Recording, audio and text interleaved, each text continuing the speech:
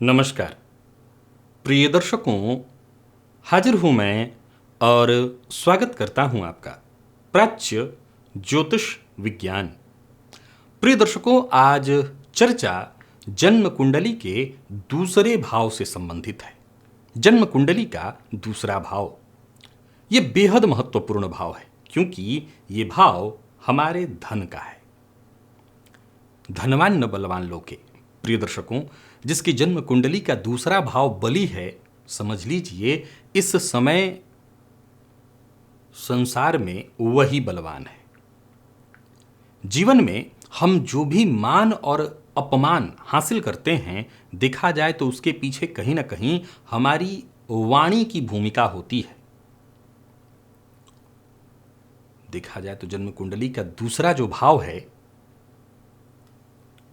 वो भी इसी का है, यानी हमारे मान सम्मान के पीछे भी हमारी जन्म कुंडली के दूसरे भाव का हाथ है।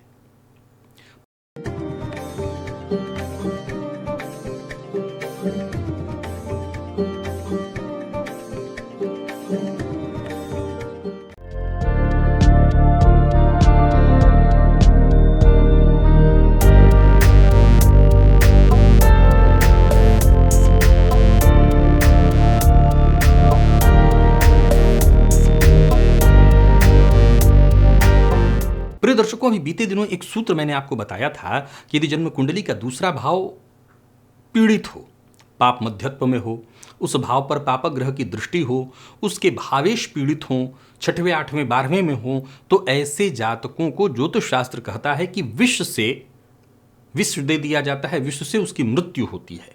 परंतु मैंने कहा था कि आज के समय में यह संभव नहीं है। आज के समय में बस यही संभव है कि लोगों की नज़र इतनी जहरीली हो गई है कि वही विष के समान है।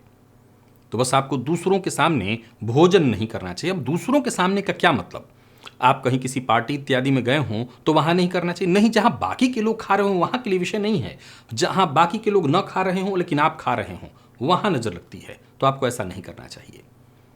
प्रिय दर्शकों, जन्म कुंडली के दूसरे भाव से वाणी का विचार होता है, धन का विचार होता है, कुटुंब के पालन पोषण का विचार, यानी क्या आप अपने जीवन काल में अपने कुटुंबीजनों का पालन पोषण कर सकेंगे, इसका विचार आपकी जन्म कुंडली के दूसरे भाव से होता है। सच या झूठ, क्या बोलते हैं आप? कई बार लोग तो यही कहते हैं मैं सच ही बोलता हूं। नहीं, यह आपके कहने से बात नहीं बनेगा।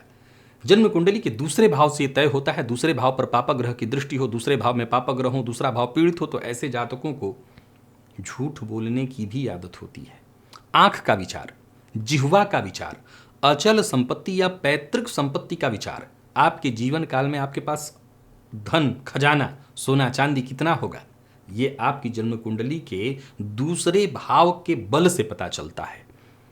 आपके पास धन होगा तभी तो आप दान कर सकेंगे। नहीं, जरूरी नहीं है कि जिसके पास धन हो वो दानी भी हो। तो ये कैसे तय होगा?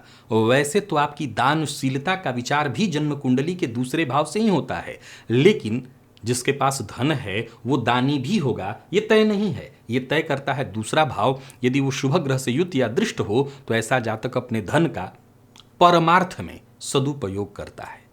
भाषण शक्ति का विचार, आप कितना अच्छा बोल सकते हैं, आप कितने अच्छे वक्ता हैं, आपकी वाणी से लोग प्रभावित होंगे भी या नहीं, ये तय करता है आपकी जन्म कुंडली का दूसरा भाव।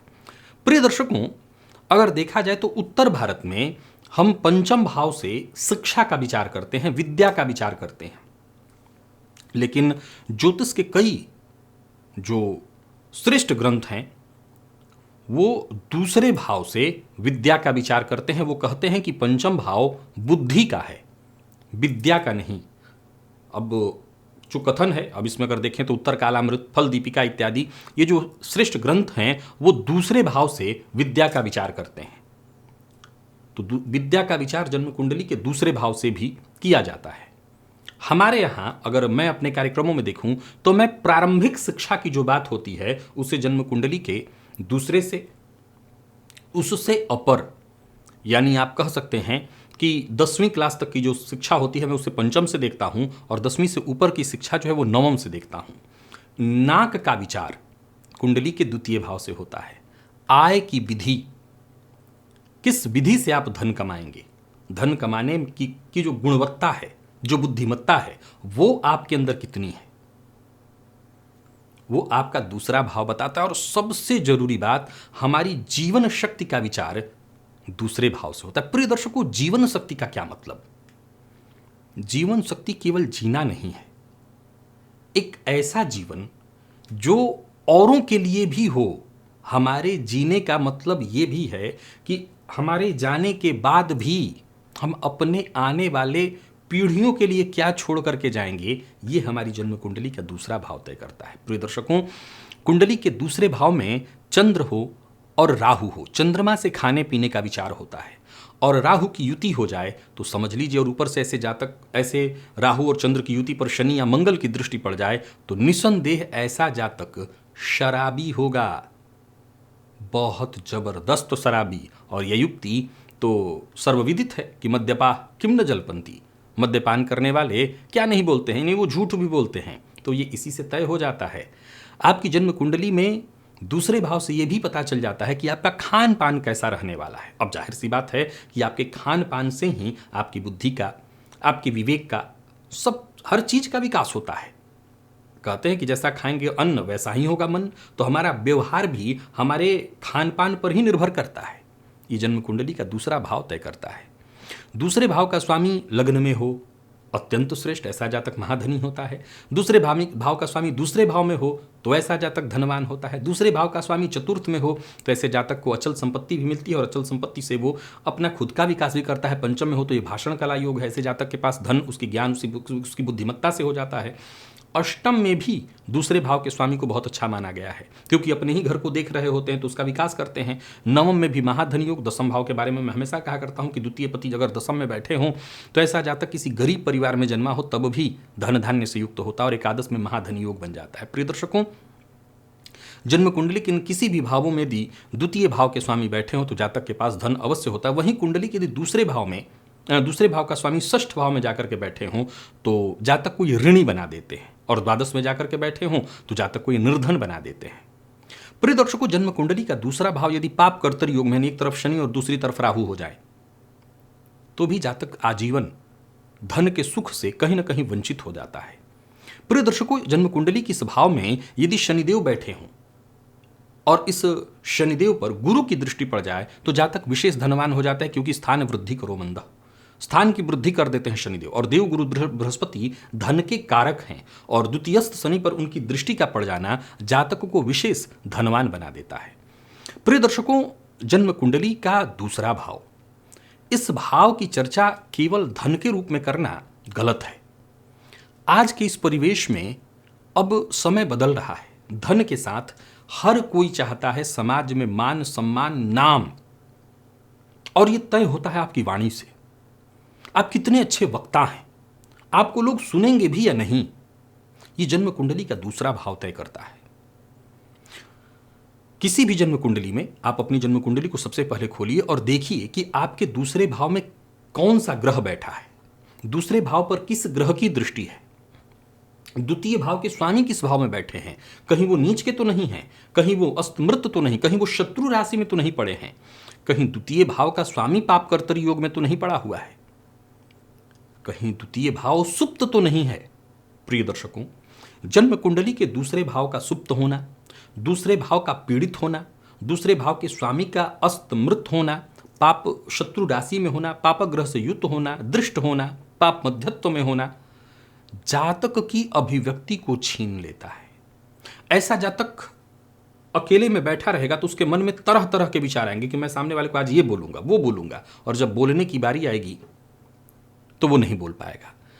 इसके साथ साथ द्वितीय भाव के जो कारक ग्रह देव गुरु हैं उन्हें भी, और वाणी के कारक जो बुध हैं उन्हें भी अवश्य देखिए। अगर जन्म कुंडली में बुध कमजोर हो जाए तो भी जातक की अभिव्यक्ति कमजोर पड़ जाती है, और गुरु कमजोर पड़ जाए तो धन की कमी जातक को जीवन काल में सदैव सताती रहती है। प्रिय दर्शकों, जन्म कुंडली का जो दूसरा भाव है, असल में देखा जाए तो कहीं ना कहीं इसे हम दो तरह से देख सकते हैं। जन्म कुंडली का एक दूसरा भाव और एक एकादश भाव, ये दोनों ही कहीं ना कहीं धन से जुड़े हुए हैं। वो लाभ है, ये धन संचित करने वाला है। हालांकि देखा जाए तो जिस किसी की कुंडली में लाभ भाव मजबूत है पर धन भाव कमजोर है तो उसका जीवन चल जाता है। लाभ भाव कमजोर है, धन भाव मजबूत है, तो ऐसे जातक को पैतृक संपदा प्राप्त हो जाती है, या जितना भी धन आए, धन से धन आने लगता है, उसका धन के चलते कारण जीवन चल जाता है। लेकिन दोनों के दोनों भाव अगर किसी की कुंडली में कमजोर पड़ जाएं, तब तो सीधी सी बात है, या द्वितीय पति का षष्ठ में चले जाना, द्वादश में चले जाना, ये निर्धन योग है। जातक को आजीवन धन की समस्या के से जुझा देता है। ऐसा जातक मामूली धन के लिए भी जूझने लगता है। तो चर्चा आज थी जन्म कुंडली के दूसरे भाव की, दूसरे भाव से विचार करने वाली चीजों की, जिसकी चर्चा मैंने आपके सम्मुख रखी। आशा करता हूं दूसरे भाव को आपने भली भांति समझ लिया होगा। एक और बात यहां मैं कहना चाहता हूं, आज मैंने विशेष रूप से एक बात कही कि दूसरे भाव से विद्या का भी विचार होता है। तो आप आगे से किसी बच्चे की कुंडली इत्यादि का अध्ययन कर रहे हों तो उसके दूसरे भाव को भी अवश्य देखिए। आज के लिए बस इतना ही, इजाजत दीजिए, पुनः मुलाकात होगी। तब तक के लिए नमस्कार।